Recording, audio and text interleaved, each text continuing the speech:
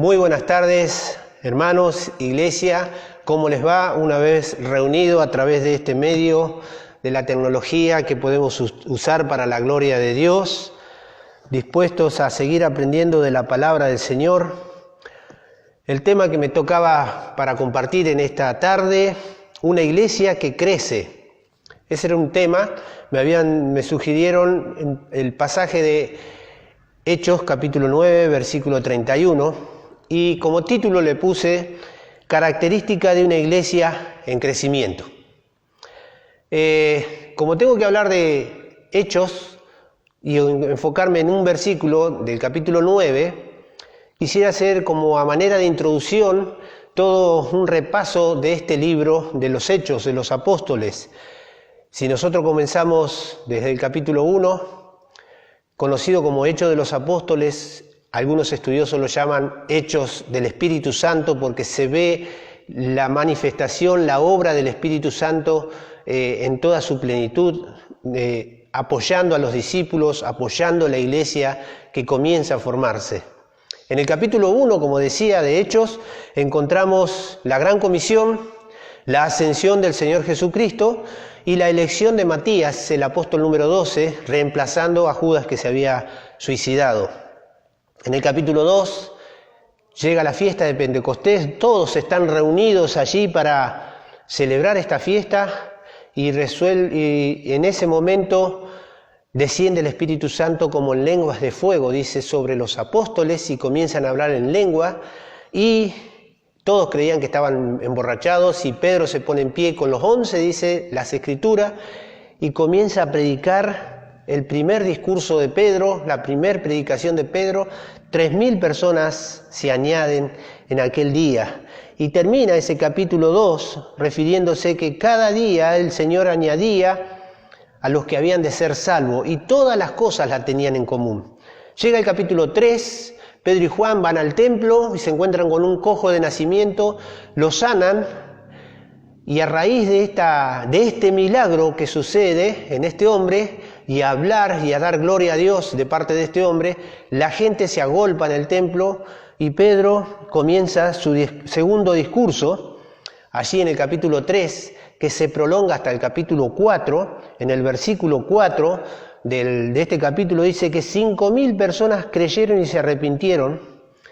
Pedro y Juan son apresados por las principales autoridades judías, lo llevan, lo amenazan a estos hombres que dejen de hablar del Señor y ellos responden: es mejor obedecer a Dios antes que a los hombres, porque no podemos dejar de decir lo que hemos visto y oído. Llega el capítulo 5 de Hechos de los Apóstoles y llega el juicio de Dios, allí a donde se estaba formando la iglesia, porque había un matrimonio que pensaban engañar a Dios, mentirle a Dios. Ananías y Zafira mueren y continúa ese capítulo 5 refiriéndose a los grandes milagros que sucedían, el respaldo del Espíritu Santo sobre los discípulos. Dice el versículo 14 al versículo 16 de este capítulo 5 que las personas sacaban los enfermos a la calle de otras ciudades, traían los enfermos a Jerusalén para que al menos si la sombra de Pedro al pasar los sanara. Miren ustedes lo que Dios estaba haciendo a través de estos hombres, de estos discípulos que con valentía presentaban el Evangelio a toda la humanidad de aquel tiempo. Y nos encontramos en el capítulo 6, donde tienen que elegir a más personas que sirvan a las mesas, que atiendan a las viudas, porque no podían con todo el trabajo que tenían los discípulos, y allí eligen a hombres de buen testimonio, llenos del Espíritu Santo, y entre ellos está Esteban, capítulo 6, donde dice el versículo 7 de este capítulo que crecía la palabra del Señor y el número de los discípulos se multiplicaba.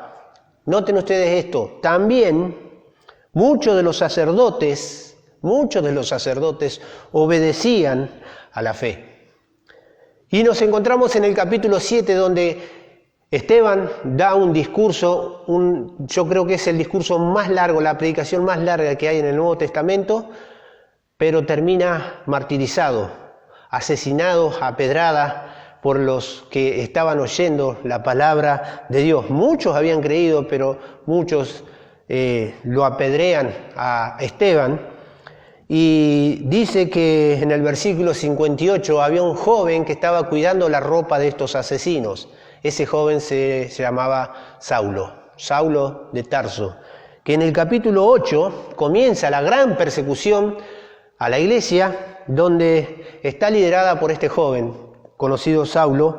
En el versículo 3 del capítulo 8 dice que la iglesia entraba en las iglesias casa por casa y arrastraba a los hombres y mujeres y los entregaba en la cárcel. Y allí, en este capítulo 8, se cumple lo que el mismo Señor le había pedido y les había dicho a los discípulos: me seréis testigos en Jerusalén, en Samaria y hasta lo último de la tierra. En el capítulo 8, Felipe predica en Samaria. Los apóstoles van a dar testimonio de cuántas personas habían recibido a Cristo y dan fe de la predicación de Felipe. Pero también Felipe es llevado por el Espíritu Santo y le predica a un etíope que regresaba de esa fiesta que habían sucedido hacía unos días en Hechos capítulo 2 y regresaba a Etiopía. En el capítulo 9, llegamos a este capítulo, Saulo era el cuco de la iglesia en ese momento. La iglesia estaba viviendo en conflictos, perseguida de muchas formas, y entonces nos encontramos en este capítulo donde Pablo está refiriéndose que no era bien recibido por la iglesia y por otro lado era odiado por las autoridades judías que lo habían invitado a él para que sea el cabecilla de la persecución de la iglesia. Resulta que en el capítulo 9, este hombre Pablo deja de perseguir a la iglesia porque se encontró con Jesús y cambió totalmente la vida de Pablo. Llegó a ser el gran apóstol Pablo que hoy conocemos, pero también cambió totalmente la historia de la iglesia porque fue un artífice muy importante en la obra de Dios para toda la iglesia de aquel tiempo. Llegamos a este versículo 31 que nos toca compartir en esta tarde, que dice, Hechos 9:31, entonces las iglesias tenían paz por toda Judea, Galilea y Samaria, y eran edificadas andando en el temor del Señor y se acrecentaban fortalecidas por el Espíritu Santo. Nos encontramos aquí con la iglesia que está creciendo y yo me refería a las características de una iglesia en crecimiento. Cuando una iglesia crece, cuando hay paz, en primer lugar cuando hay paz. Dice que tenían todas las cosas en común. En segundo lugar, una iglesia crece cuando hay edificación. Caminaban, dice, en el temor del Señor. Y en tercer lugar, una iglesia crece cuando tienen el respaldo del Espíritu Santo de Dios. Dice que crecían fortalecidos. Así termina el versículo. Vamos a ver el primer punto. La iglesia tenía paz. Las iglesias tenían paz. Dice, paz es una palabra del arameo, del hebreo, que significa shalom. Da la connotación de algo que se une, es un bienestar para las personas o para las naciones, o también un bienestar entre Dios y el hombre. Hay algo que los une. Y sucedió eso justamente en estas iglesias. Las provincias, dice, de Judea, Samaria y Galilea. Los judíos consideraban a Judea como la mejor provincia. Ellos se consideraban la mejor parte de toda la tierra. Habitaban al sur. Y Natanael, en una ocasión, refiriéndose a Galilea, como que lo menospreciaban a la provincia de Galilea, dijo Natanael, de Nazaret puede salir algo bueno, refiriéndose cuando Felipe lo quería invitar a Natanael para conocer a Jesús de Nazaret. Decía, Judea al sur, Galilea al norte, y entre medio estaba Samaria, que eran odiados, despreciados por los judíos porque era una raza, una mezcla de razas. Y en una ocasión también el Señor Jesús debía salir de Judea, ir a Galilea, y dicen las Escrituras, Juan capítulo 4, versículo 3, Jesús salió de Judea a Galilea y le era necesario pasar por Samaria. O sea, pasaba por Samaria, porque allí es, en el capítulo 4, donde se encuentra con la mujer samaritana. Eran provincias que, viviendo bajo la ley, estaban en constantes conflictos. No se dirigían la palabra, no se hablaban entre ellos, se odiaban, pero cuando llegó la gracia de Dios manifestada en el Señor Jesucristo, y cuando la paz vino a habitar en cada una de estas personas, que formó parte de la paz interior, ellos pudieron manifestar esa paz interior en una paz con todas las iglesias. Por eso el versículo dice aquí, tenían paz por toda Judea, Galilea y Samaria. Provincias romanas que se odiaban, de pronto en el Señor Jesús encontraron algo en común. ¿Qué era lo común para ellos? Que la sangre de Cristo los había perdonado de todos sus pecados. Ellos habían entendido la obra del Señor Jesús que había sido a su favor. Cuando la paz, la palabra no mora en abundancia en nuestros corazones, cuando la palabra de Dios no mora en abundancia en nuestros corazones, en nuestras vidas, vienen los conflictos. Porque dejamos lugar a nuestro ego, a nuestro yo, a la carne. Dejamos de ver las cosas como las mira o con los ojos de Cristo y comenzamos a verlas con nuestros propios ojos, con nuestras propias mezquindades, con nuestros propios prejuicios, y allí entonces ya no tenemos el control de nuestras vidas, perdemos aún el control de nuestras vidas. Eso era lo que había sucedido con todas estas iglesias anteriormente, antes de conocer a Cristo. Cuando no hay paz interior, comenzamos a levantar muros nosotros. Cuando no tenemos paz interior, comenzamos a bajar barreras para que nadie se inmiscuya en nuestra vida. Y resulta que de esa forma nuestra vida va en decadencia. Dios no quiere eso para la iglesia. Dios quiere que haya paz, en primer lugar, paz interior, para que también podamos vivir en paz unos con otros, como nos dice el Señor. Entonces, en primer lugar, la iglesia crecía cuando había paz, porque tenían todas las cosas en común. ¿Qué era lo que tenían en común? La obra de Cristo. Ya no eran movilizados por sus propios caprichos, egos, por sus propias mezquindades, sino que los movilizaba algo mucho más grande, que no era de ellos, que venía de afuera, pero que estaba dentro de sus corazones, que era la obra de Cristo realizada en la cruz del Calvario. En segundo lugar, una iglesia crece cuando hay edificación. Dice que caminaban en el temor del Señor. Cuando desciende el Espíritu Santo, comienza la edificación de la iglesia, en Hechos capítulo 2. Andaban en el temor del Señor, pese a la persecución que ellos vivían. Si ustedes recuerdan la introducción, cómo eran perseguidos los discípulos. Pedro en el capítulo 4, versículo 19 dijo, «Juzgad vosotros», les decía a las autoridades judías, «si es justo delante de Dios obedecer a vosotros antes que a Dios». En el versículo 5, el versículo que sigue dice, «No podemos dejar de decir lo que hemos visto y oído». En el capítulo 5, versículo 29 dice, Pedro y los apóstoles dijeron, es necesario obedecer a Dios antes que a los hombres. Ellos temían ofender a Dios con una actitud de querer callar, de no hablar de Jesús, de querer esconderse de la obra de Cristo, de querer no ser testigos de lo que el Señor estaba haciendo en sus vidas. Ellos tenían mucho temor de todo esto. Ellos habían experimentado, los discípulos, cuando vivieron con el Señor Jesús, ese fracaso. Pedro mismo lo experimentó en carne propia y todos los discípulos cuando lo dejaron, cuando lo abandonaron al Señor Jesús, cuando lo llevaron preso. Y ellos se lamentaron todo ese tiempo. Ahora ellos tenían la oportunidad de ser testigos de la obra de Cristo y ellos no tenían en sus mentes y en sus corazones callarse.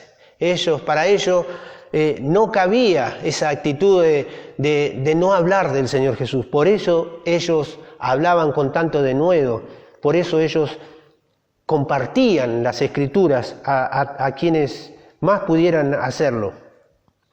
¿Cuándo hay temor del Señor? ¿Cuándo tenemos temor del Señor? Cuando estamos dispuestos a obedecer la palabra de Dios, cuando estamos dispuestos a decir, primero lo pongo a Dios en mi vida y luego todo lo que yo quiera para mí. Cuando pongo a Dios adelante y no atrás, allí es donde comienzo a tener temor del Señor.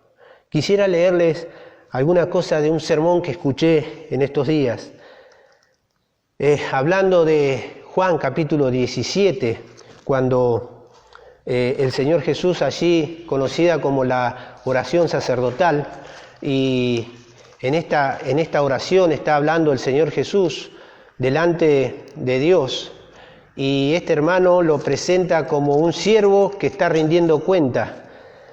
La iglesia es el resultado de la obra de Jesús. Dice el versículo 4, yo te he glorificado en la tierra, he acabado la obra que me diste que hiciese. Jesús en la oración quiere un pueblo que conozca a Dios verdadero y a Jesucristo. Un pueblo cambiado en el interior, no en lo exterior. No un pueblo sujeto a normas religiosas. Un pueblo que viva conforme a lo que Dios desea y espera de sus hijos. Dice el versículo 10, todo lo tuyo mío y todo lo mío es tuyo. Y he sido glorificado en ellos. Él está pidiendo que sean uno, la iglesia sean uno, así como Dios, el Padre y Jesús son uno. Miren lo que dice el versículo 11. Al final ya dice, a los que me has dado, guárdalos en tu nombre para que sean uno, así como nosotros. Y miren lo que dice el versículo 21 al 23, hablando de la unidad que Jesús le pedía al Padre que hubiera en la iglesia. Dice el versículo 21 del capítulo 17 de Juan, para que todos sean uno, como tú, oh Padre, en mí, y yo en ti, que también ellos sean uno en nosotros, para que el mundo crea que tú me enviaste. La gloria que me diste yo les he dado, para que sean uno, así como nosotros somos uno. Yo en ellos y tú en mí, para que sean perfectos en unidad, para que el mundo conozca que tú me enviaste y que los has amado a ellos como también me has amado. Hermanos, así el Señor Jesús estaba pidiendo por una iglesia que crezca en unidad. Y Él estaba diciendo que sean uno, como nosotros somos uno, como nosotros en ellos seamos uno, para que el mundo vea y crea. Es que estamos siendo observados por la humanidad.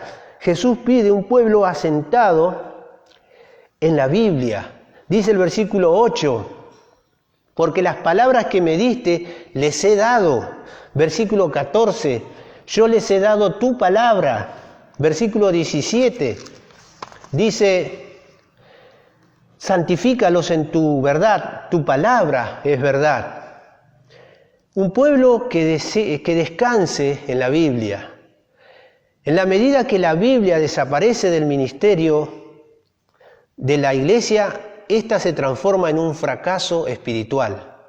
Santifícalos en tu verdad. No hay santidad sin Biblia. Eso lo dijo Samuel Pérez Millo.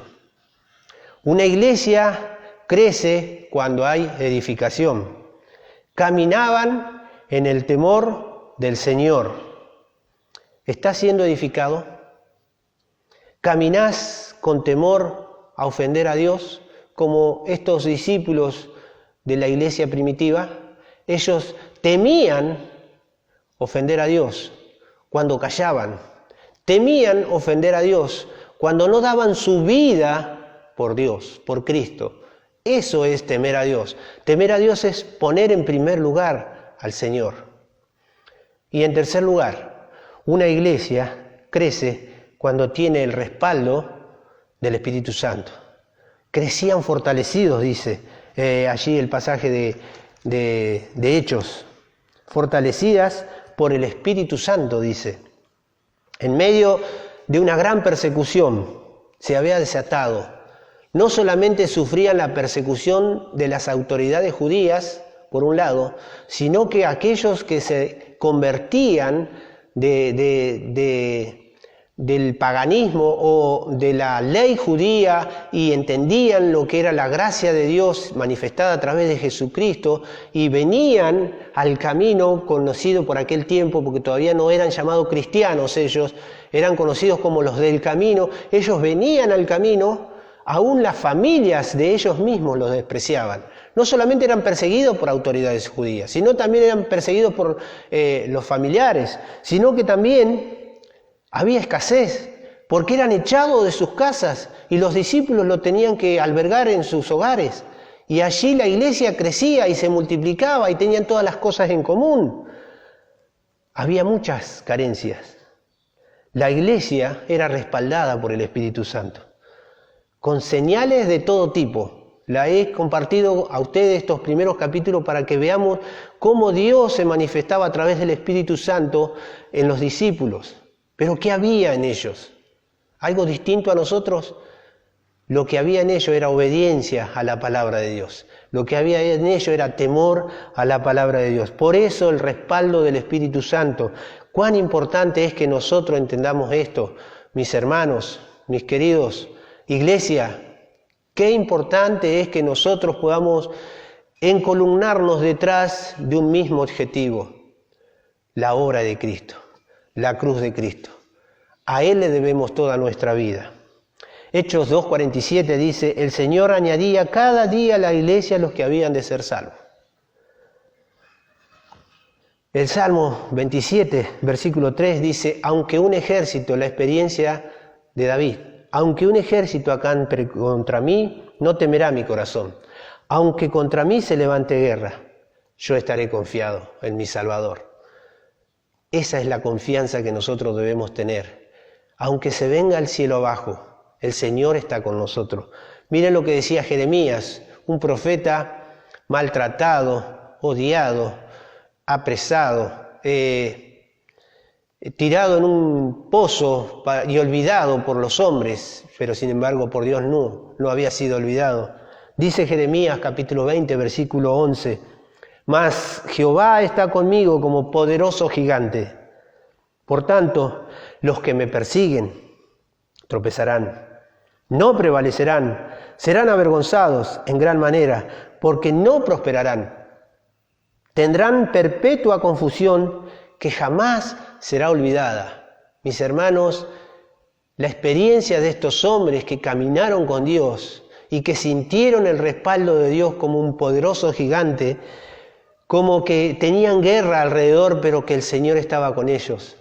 Se sentían seguros, se sentían tranquilos. Sofonías capítulo 3, versículo 17 dice, Jehová está en medio de ti, poderoso, Él salvará, se gozará sobre ti, con alegría, callará de amor, se regocijará sobre ti con cánticos. El Señor está con nosotros.